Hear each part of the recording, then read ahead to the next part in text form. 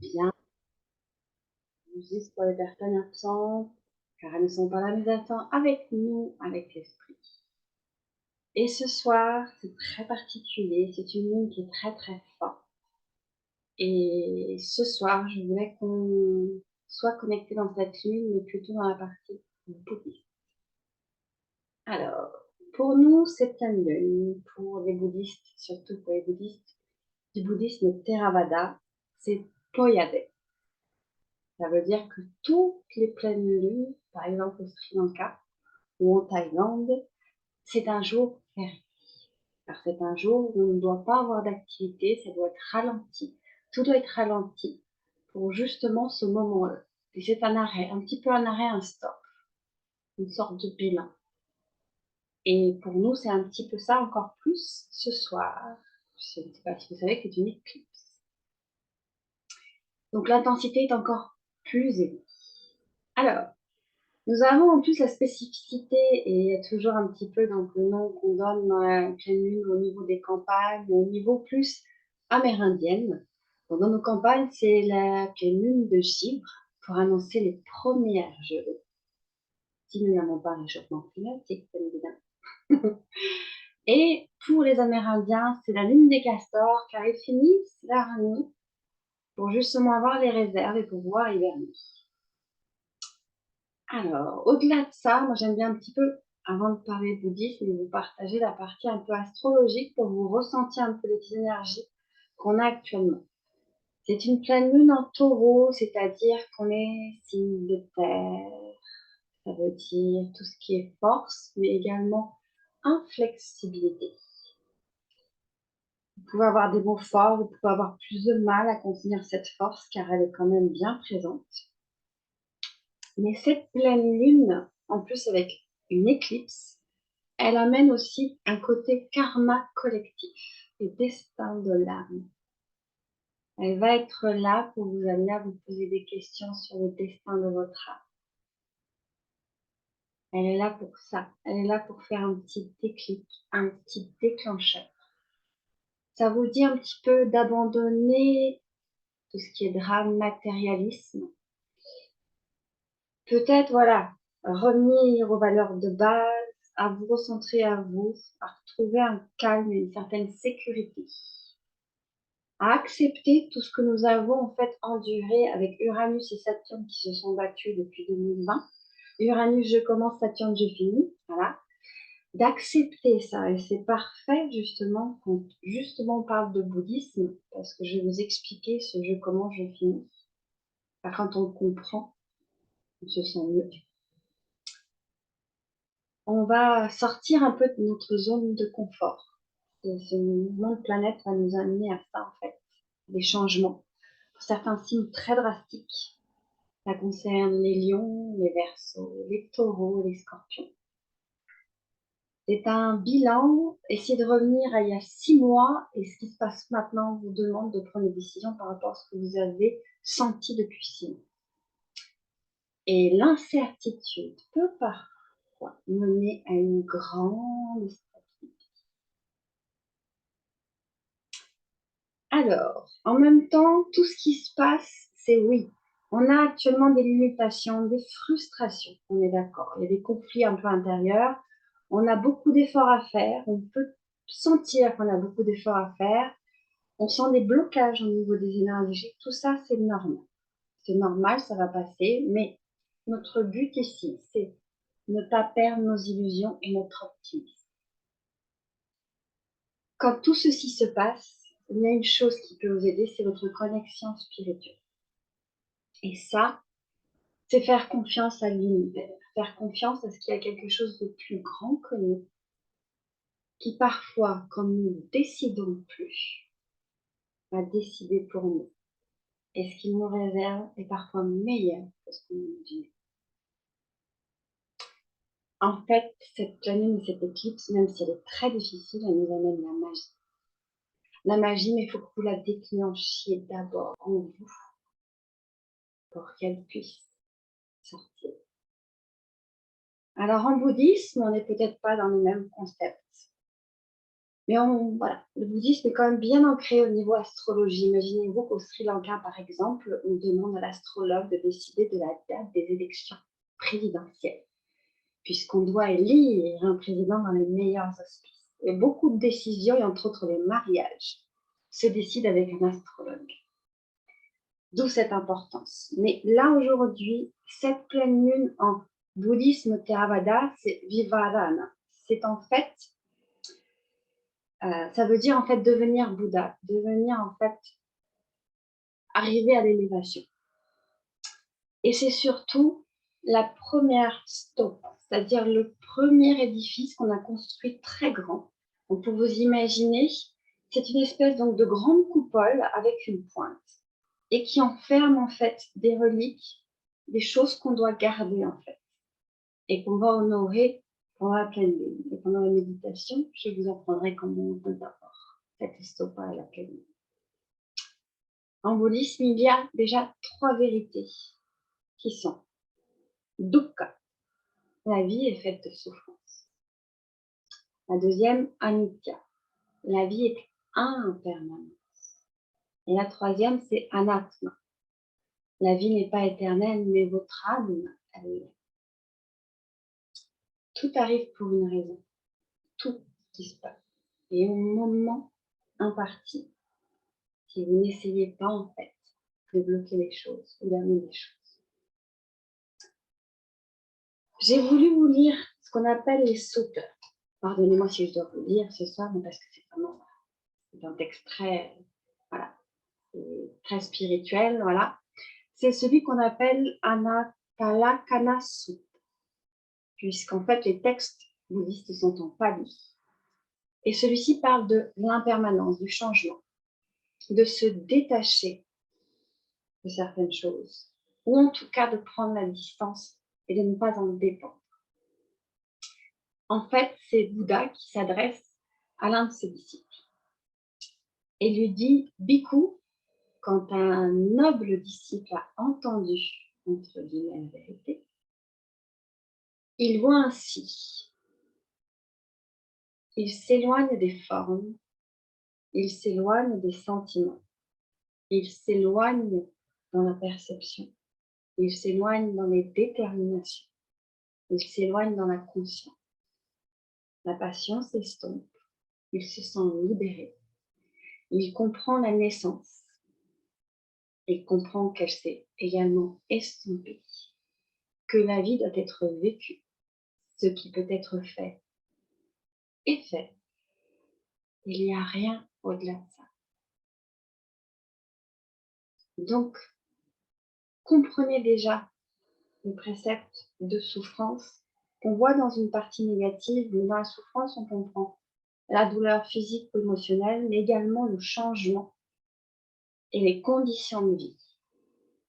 Du moment où vous les acceptez, du moment où vous acceptez que ceci se passe, que ce changement intervient, que cette douleur a une raison, c'est là où vous libérez de cette souffrance, de la dépendance de chercher peut-être une raison à ce qui vous arrive. L'acceptation. Et comme je vous disais, tout a un début, tout a une fin.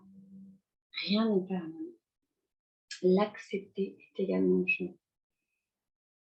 J'espère que je ne vous ai pas trop ennuyé pour ce début de session, mais je trouvais essentiel que vous compreniez un petit peu la partie bouddhiste, la compréhension et ce qui se passe à chaque pleine lune pour justement les personnes qui pratiquent le bouddhisme.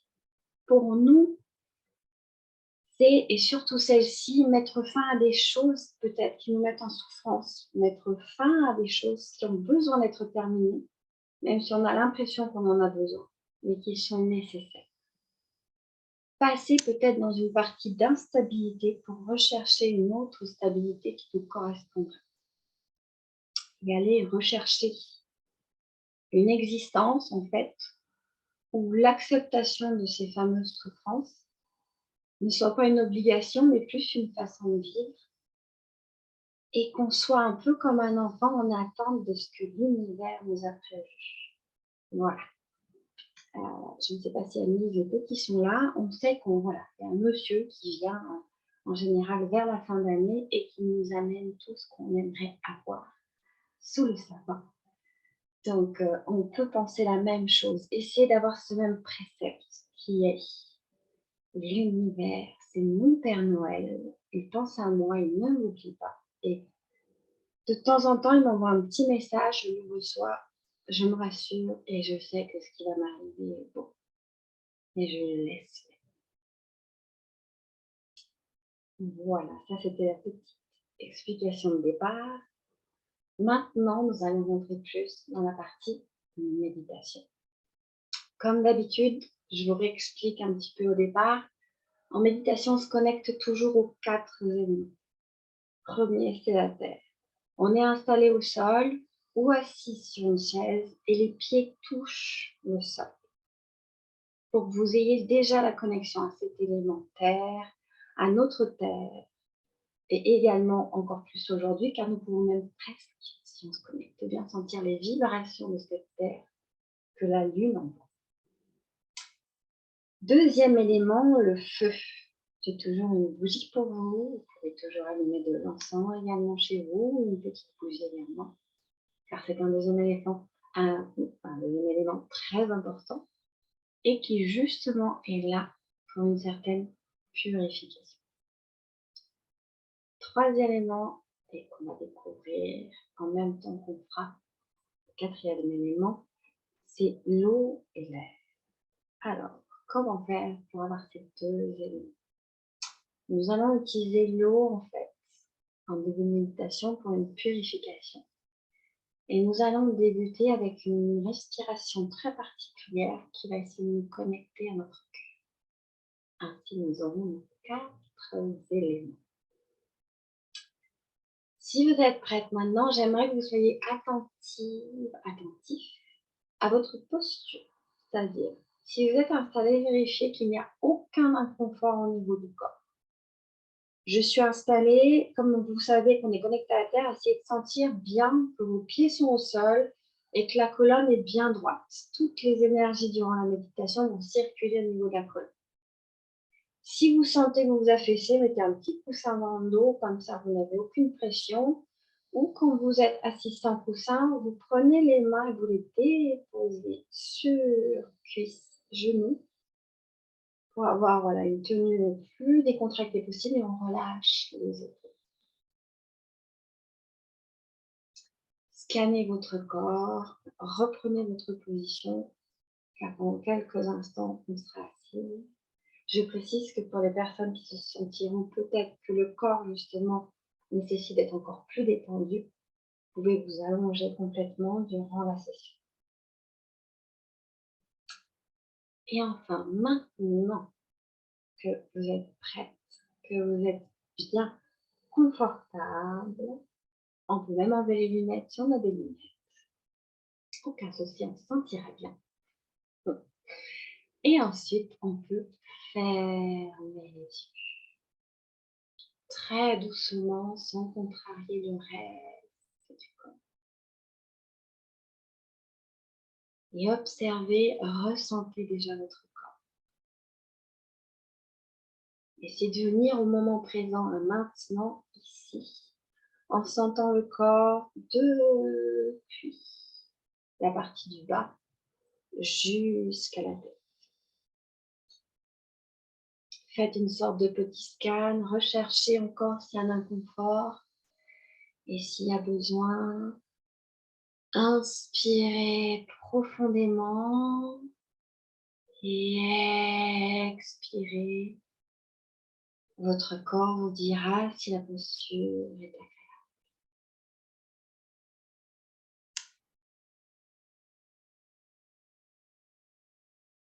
Et maintenant, on va essayer de se connecter à notre respiration.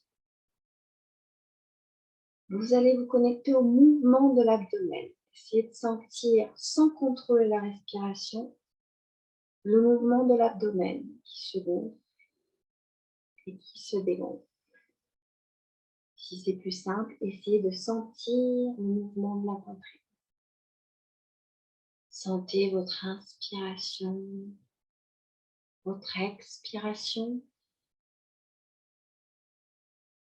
Puis nous allons suivre le parcours de l'air. Quand vous inspirez, essayez de sentir le frais de l'air par le nez, la gorge, jusqu'au poumon. Et quand vous expirez, sentez le chaud revenir, monter au niveau de la trachée et sortir par le nez. Suivez le trajet de l'air, notre troisième élément. Suivez votre respiration, connectez-vous à elle. Rappelez-vous que c'est celle qui nous amène le prana. Elle amène comme notre nourriture cette force vitale, en petite quantité, mais à chaque fois vous la prenez. La respiration nous lie à la vie. Dès que vous vous connectez à elle, vous sentez et vous lui donnez son importance. Ressentez, sentez votre respiration. La gratitude de sentir cette respiration.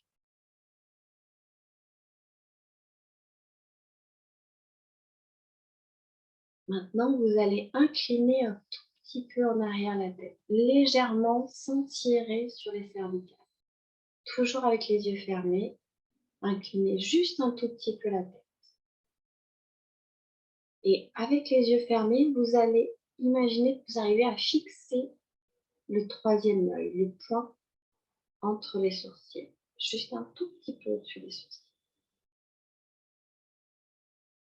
Fixez-le, observez. Observez ce point et laissez-vous surprendre par ce qu'il se passe dans le noir. Des formes, des couleurs, des ressentis. Observez, ressentez. Ressentez ce qu'il se passe, ressentez justement, toujours en laissant votre respiration à son rythme. Elle se calme tout doucement, mais ce qui est le plus important maintenant, c'est ce qui se passe dans le noir. Regardez, observez, retenez.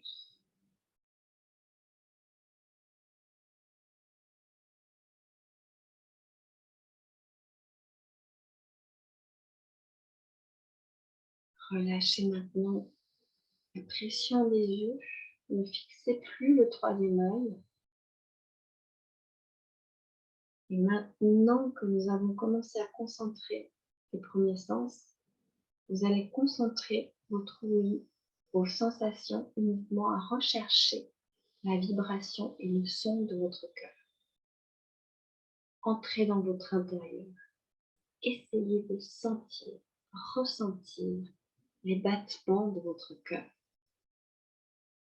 Ça demande de rentrer vraiment à l'intérieur. Sentez, entendez votre cœur, entendez votre propre mélodie. Entendez ce son qui est totalement unique, qui est le vôtre. Rien d'autre n'a le son de votre cœur.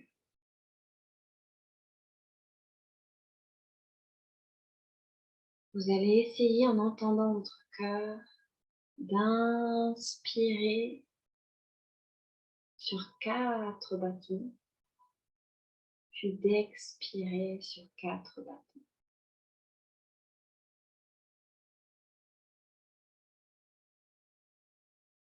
Lentement, quand vous calez votre respiration de votre cœur, vous arrivez à le calmer s'il est encore emballé par une émotion que vous avez vécue aujourd'hui, par un inconfort que vous avez pu ressentir, une situation. Maîtrisez et dans le bon sens. Ramenez le calme dont il a besoin. Connectez-vous ainsi à votre chakra du cœur.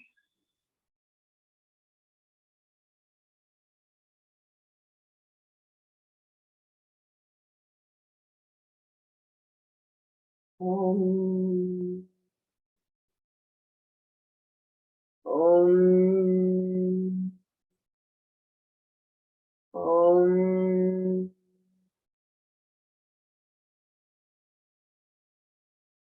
Maintenant que vous êtes connecté en vous, on a besoin que votre âme soit également ici. Comment j'appelle mon âme? Je répète simplement mon prénom dans ma tête. Là, vous allez répéter 3 fois votre prénom, avec toute l'intensité que cela représente. Appelez votre âme. 1 fois, 2 fois, plus intensément, 3 fois.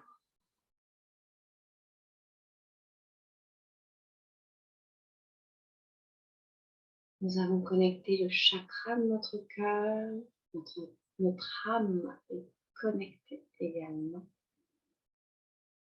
Il n'y a pas de moment plus fort que ce soir pour poser une intention. En hindouisme, on appelle, sanskrit précisément, le sankalpa. J'aimerais que vous donniez aujourd'hui à cette pleine lune un sankalpa très fort, très puissant. J'aimerais que vous alliez chercher le sankalpa de non, ça peut pas arriver. Et bien justement, c'est ce que vous avez demandé ce soir.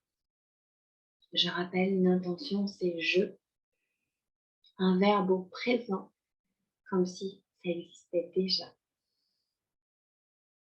Assez courte pour qu'elle ait encore plus de puissance. Allez chercher avec vraiment un peu de précision quand même. Essayez de vraiment donner ce soir une intensité à ce sankalpa. Et vraiment, j'aimerais que vous alliez chercher quelque chose vraiment de le plus beau de vos rêves.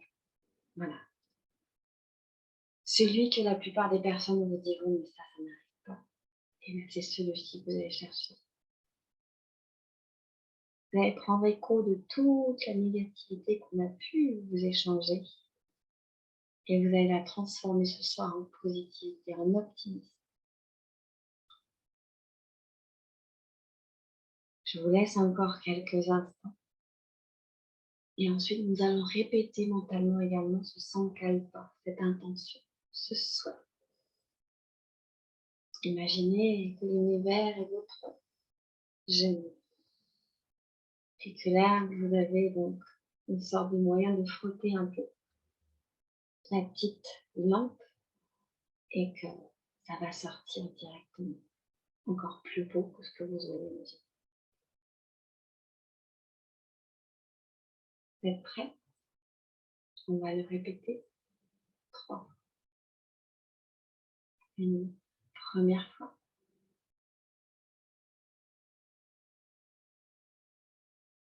Deuxième fois. Et maintenant, ce n'est pas votre tête qui le répète, c'est votre cœur qui va le demander. Une troisième fois.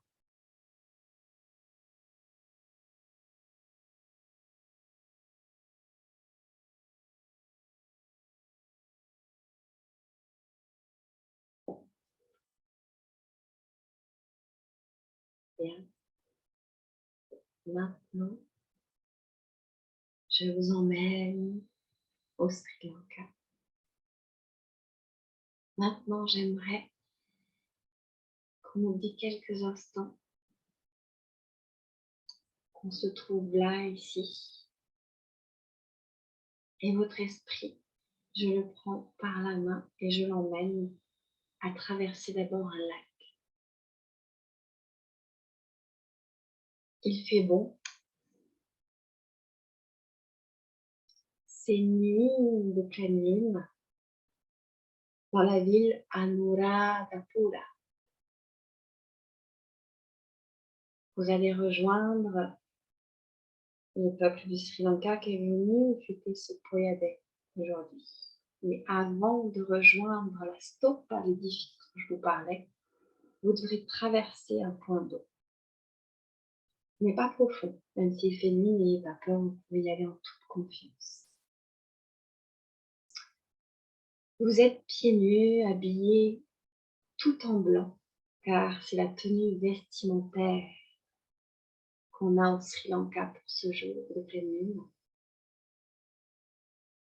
Vous avancez et vous avez à la main droite un bouquet de fleurs de lotus. Je vous laisse le choix de la couleur de ces magnifiques fleurs. Et surtout, c'est là où vous avez votre sens, votre odorat qui sent cette fragrance, cette odeur de fleurs. Car à chaque fois que vous avancez, que vous faites bouger les fleurs, vous avez cette odeur qui vient un petit peu vous lécher les narines. Vous avancez, vous avez l'eau à peu près au niveau des chevilles. Et j'aimerais que dans ce point d'eau, on lui laisse la liberté de prendre ce qu'on n'a plus besoin d'avoir. Imaginez que dans ce point d'eau, en fait, se reflète magnifiquement la pleine lune. Vous pouvez voir, même si nous sommes en pleine nuit. Il y a comme un cercle devant vous, qui est le cercle de la lune qui se reflète dans l'eau. Avancez et allez dans ce reflet blanc. Sentez comme cette lune est en train d'enlever les dépendances, attachements à des convictions peut-être qui ne vous appartiennent pas, à des karmas qui ne sont pas les vôtres non plus, ou s'ils le sont, qui n'ont plus besoin de continuer dans cette vie. Cette eau est en train d'emporter les blocages qui font que vous pouvez rester coincé dans ce point d'eau alors que non, vous avez envie de continuer. Sentez comme vous avancez dans ce cercle blanc dans l'eau, dans le reflet de la lune, et que vous sentez vraiment que sa force féminine vient en fait. Vous entourer, vous amener son énergie douce, avec beaucoup d'émotions, mais en même temps une certaine force. Vous la laissez faire, elle sait ce dont vous n'avez plus besoin. Vous n'avez plus besoin d'aller chercher des mots précisément. Elle saura purifier ce que vous avez besoin de purifier au niveau du corps, de l'esprit et de l'âme.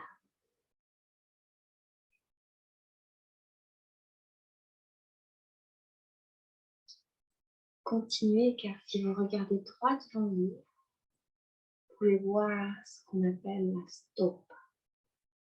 Imaginez un dôme blanc qui semble sortir en fait comme de l'eau, puisque vous le voyez avec le reflet au départ, comme si c'était posé sur l'eau. Il est très très grand. Et tout en haut, il y a une pointe. Vous allez petit à petit aller dans sa direction et vous commencez à sentir en fait les prières et les mantras des moines et des Sri Lankais. Toutes les personnes sont habillées en blanc. Il y a une odeur d'encens en plus de lotus qui vient un peu enivrer vos narines. Et vous allez en fait vers un groupe de personnes qui tiennent tout à la suite une étole orange. Elle n'est pas très large, chacun peut la prendre des deux mains au-dessus de la tête. Et il y a une centaine de personnes qui tiennent cette étole très grande, très très longue. Et l'une des personnes vous tient la main droite et vous demande de l'accompagner et de tenir également cet énorme morceau de tissu. vous rejoignez le groupe et vous allez vous mettre dessous et tenir avec vos 2 mains au-dessus de la tête et suivre les personnes. Sentez cette cohésion des personnes l'une avec l'autre qui s'entraident, sentez ce karma collectif dans le bon sens. Nous allons tous ensemble, nous sommes tous un, unique et en même temps nous sommes un quand nous sommes ensemble. Nous sommes liés à l'univers, nous ne sommes qu'un. Et quand on voit la longueur de ce tissu, on se demande si ce n'est pas infini. Même si vous ne connaissez pas les mantras, vous avez l'impression que vous pouvez presque les chanter en même temps. En fait, vous avancez en direction de cette coupole gigantesque et vous allez aider toutes ces personnes en fait à décorer le bas de la coupole grâce à ce tissu orange. Il y a une personne qui reste pour tenir le début et ensuite vous commencez à faire le tour avec les autres personnes pour aller entourer tout doucement cette coupole. Vous avancez lentement au son des prières. Cette image est assez parlante. C'est comme si vous étiez en train de faire un chemin. Vous empruntez ce chemin et vous vous rappelez que on revient quand même au début de ce tissu. On ferme, on ouvre un cycle, on ferme un cycle. Mais ça veut dire qu'on recommence ensuite un autre cycle pour fermer un autre cycle. L'impermanence. N'ayez pas peur de commencer des choses, même si vous savez qu'elles seront amenées à se terminer. L'essentiel est de les vivre. Quand vous mettez toute votre énergie là avec ces personnes, avec ce mouvement pour entourer la coupole, mettez cette même énergie, même si vous savez que le tour se termine et qu'il faut le recommencer, vous le faites quand même d'instinct. C'est la même chose pour votre vie. Commencez les choses avec l'assurance que tout ira bien. Qu'elle se termine n'est pas quelque chose qui n'est pas prévu, c'est prévu aussi. Et ce qui est intéressant, c'est de la commencer, de la vivre avec toute l'intensité. Ne pas se laisser dévorer par la passion, mais la laisser nous amener quand même à être en confiance et à apprécier ce chemin. Et si vous remarquez, vous n'êtes pas seul à porter cet énorme tissu.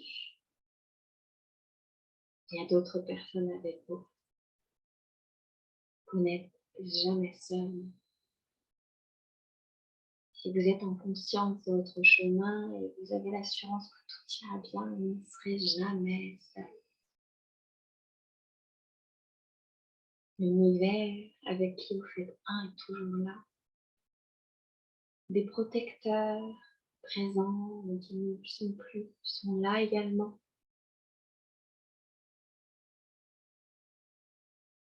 Et vous êtes votre premier supporter. Donc si vous ne croyez pas en vous, qui le fera? Vous êtes tout de même en train, avec d'autres personnes, de faire le tour d'une coupole et vous ne sentez aucune fatigue. Vous tournez, tournez et vous mettez tout ce tissu. Je vous rappelle que je ne vous ai pas expliqué pourquoi, mais vous le faites avec cette même conviction. Et d'ailleurs, je ne vous dirai pas pourquoi, car dites-vous que parfois, quand vous avez envie de faire quelque chose, n'allez pas chercher une raison à cela. Si votre âme vous le susurre,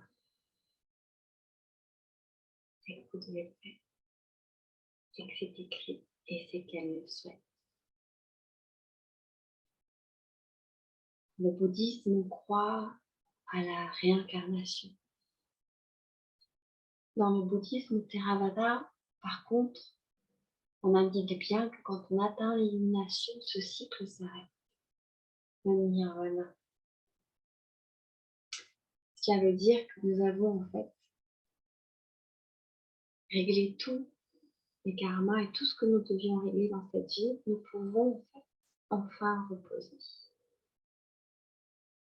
Si nous sommes là dans cette vie, c'est pour travailler sur certaines choses.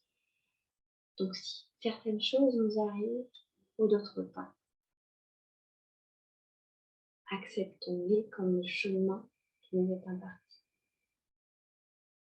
Acceptons-les et accompagnons-les.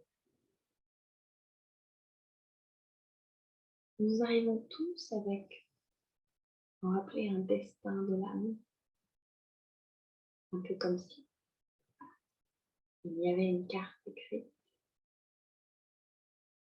Et parfois, à vouloir insister, imaginez par exemple que quelqu'un décide de faire l'inverse, parce que là on tourne dans le sens des aiguilles d'une montre. Personne ne va dans le sens inverse. Pour tourner dans le sens des aiguilles d'une montre. Comme parfois c'est votre mental qui prend le dessus. C'est comme si ce morceau de tissu, vous le preniez à l'inverse et que vous l'enleviez. Donc laissez votre âme, votre intuition, car la voix de votre âme, c'est votre intuition. Laissez-la faire, laissez-la. Sentez au niveau de vos mains ce tissu et l'assurance que quand vous écoutez votre âme, vous ne pouvez pas vous tromper. Avec la même assurance que vous suivez ces personnes et que vous continuez ces mètres de tissu qui entourent cette coupole. Faites confiance à votre âme que vous avez appelée au départ.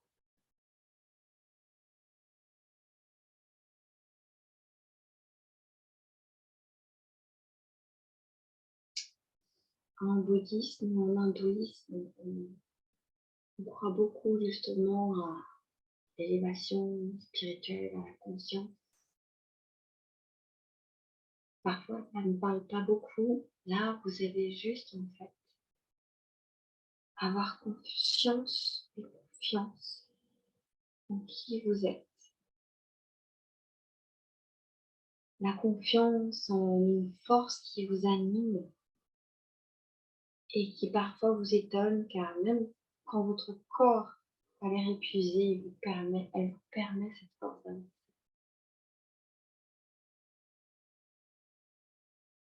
Ayez confiance en vous. Ayez cette foi en vous. Et ayez cette même certitude, comme avec ce tissu, que vous continuez à tirer, à poser. On en est à plusieurs couches quand même. Ayez cette même certitude que ce que vous faites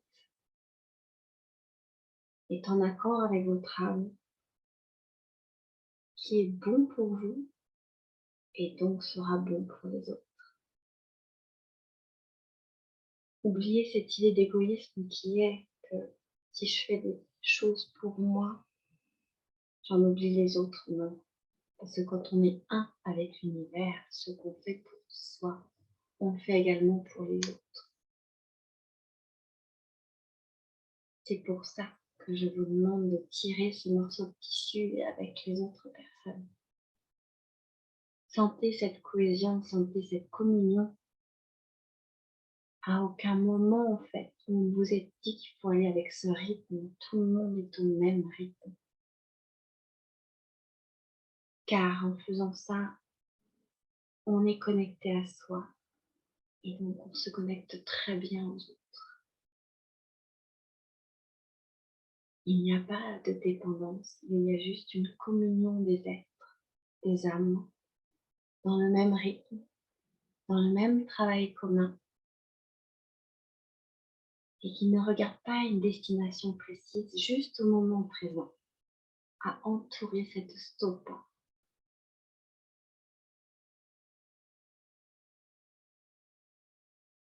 Juste un travail commun pour un but inconnu, mais qui sera également commun. J'en parlais justement juste avant. En hindouisme, comme en bouddhisme, on utilise beaucoup le chiffre 108. Pourquoi 108? 1, 0, 8, 1. Nous sommes un avec l'univers. Le 0 représente l'espace, le vide, auquel nous devons toujours être conscients. Et le 8 est l'infini. Quand on récite des sutras ou des mantras, on répète toujours au minimum 108 fois pour se connecter à cette idée, à cette conscience que vous êtes connecté à cet univers par la terre, par la lune, par les énergies dans votre corps ou au-delà de votre corps. Vous êtes connecté. Quand je vous vois faire le tour de cette stopa, c'est très amusant. Car vous êtes habillé de la même couleur que le Sri Lankais en bleu, en blanc comme la lune. Vous êtes parés des mêmes couleurs que la lune, en blanc, comme elle avec sa pureté, sa féminité, toute la partie d'émotion qu'elle représente. La lune en sanskrit se dit Chandra. Magnifique. Et il y a un petit mantra justement qui se chante à la lune.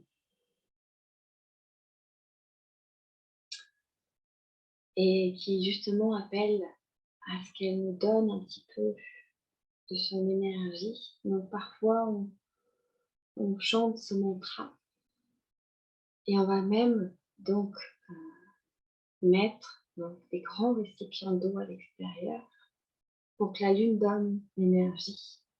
Je pense que parfois ici aussi on fait pour que la lune nous donne l'énergie, un peu comme on va charger cette pierre. Mais plus que nous donner un peu son énergie, recevez aujourd'hui plus sa bénédiction. Sa bénédiction et son, entre guillemets, l'accompagnement que nous donne aujourd'hui pour faire que ce qui aujourd'hui nous freine ne nous freine plus. Et également lui demander avec toute la gratitude qu'elle nous laisse encore plus entendre la voix de notre âme, notre intuition. Que son écho résonne à chaque fois. Et que pour les moments où on est un doute, elle nous ramène à nous. Ça, c'est la voix de ton âme. Écoute-la.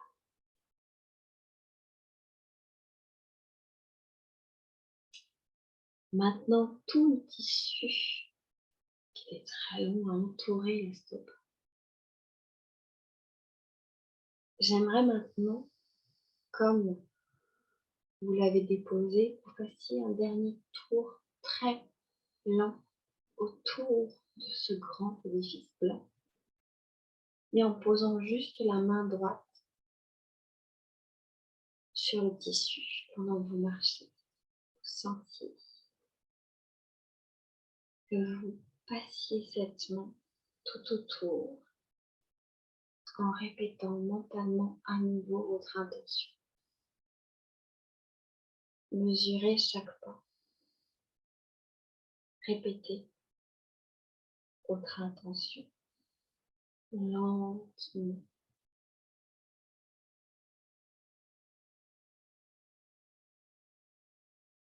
Et je veux que ce soit une répétition dans un présent, comme si c'était quelque chose de déjà existant.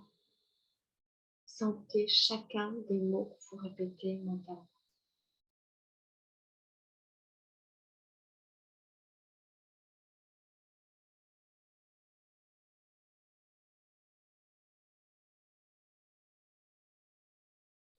Om Shrim Sham Saha Chandramase Namaha. Om Shrim Sham Saha Chandramase Namaha. Om Shram Shrim Saha Chandramase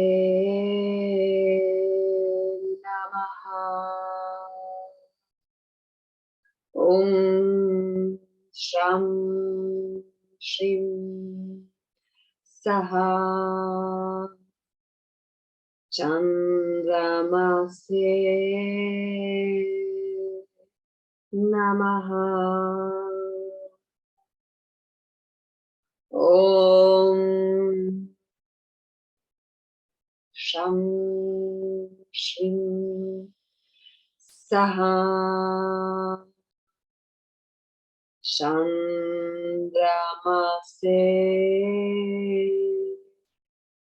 Namaha.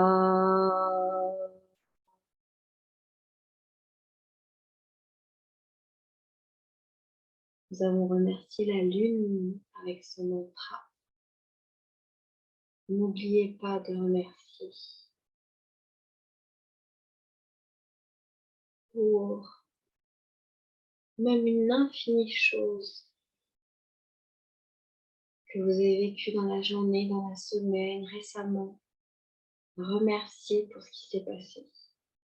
Quelque chose que vous n'avez pas demandé ou provoqué ou sollicité et qui s'est produit. Ça peut être une embrassade, un sourire de quelqu'un, quelque chose qui s'est bien passé,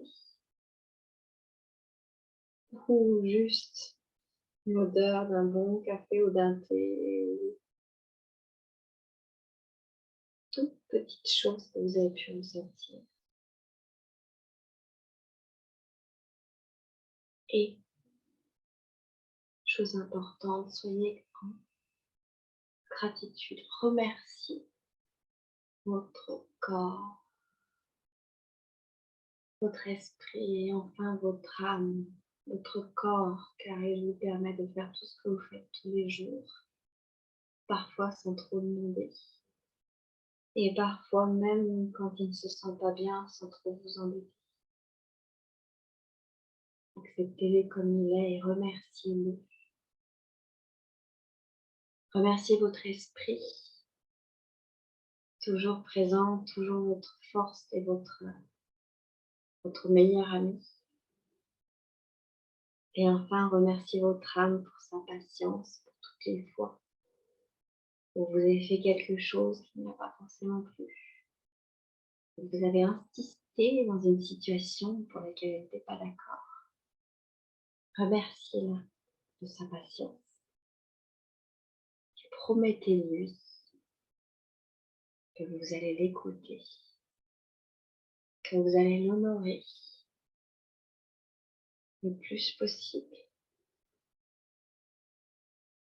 et que désormais, elle est la voix que vous voulez entendre en priorité.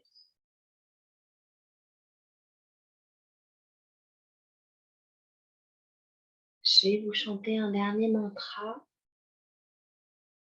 que j'aime beaucoup, qu'on utilise en yoga comme en ayurveda, qui même si elle n'est pas bouddhiste, j'aime beaucoup.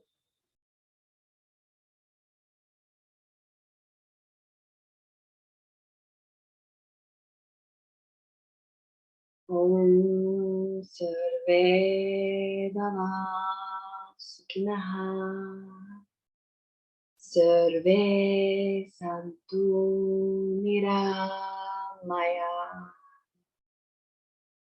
Sarve Bhadrani Pashantu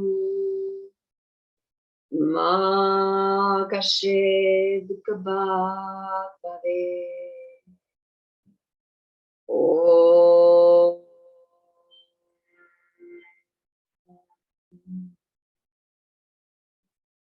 Shanti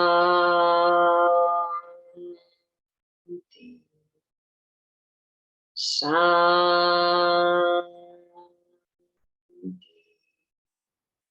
Shanti.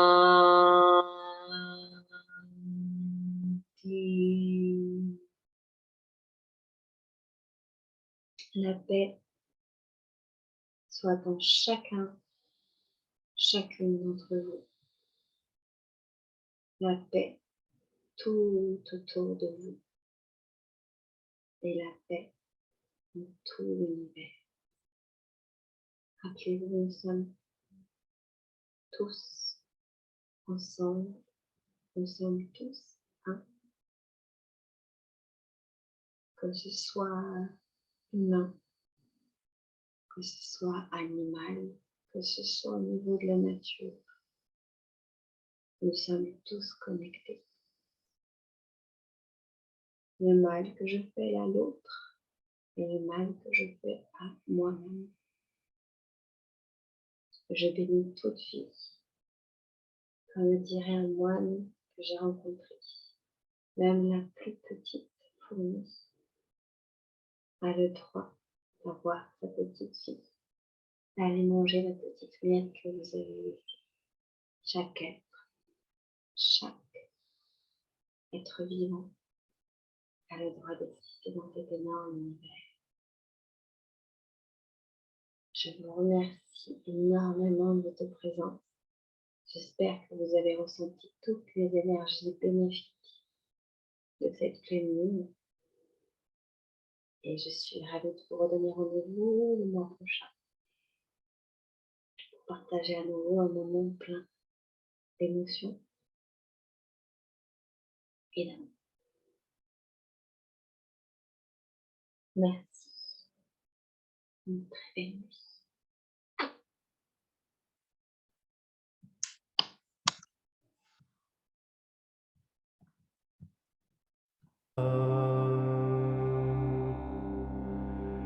Chakkukarani Jnanakarani Upasamaya Abhinyaya Sambodhaya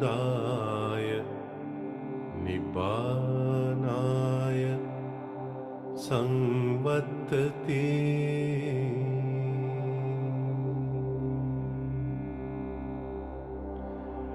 Ayameva Aryo Attangiko Maggo Seyatidam Sammaditthi Samma Sankappo Samma Vacha Samma Kammanto Samma Ajivo Samma Vayamo Samma Sati Samma Samadhi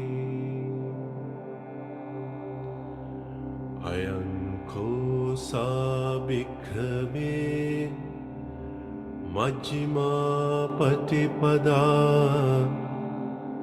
Tathagatena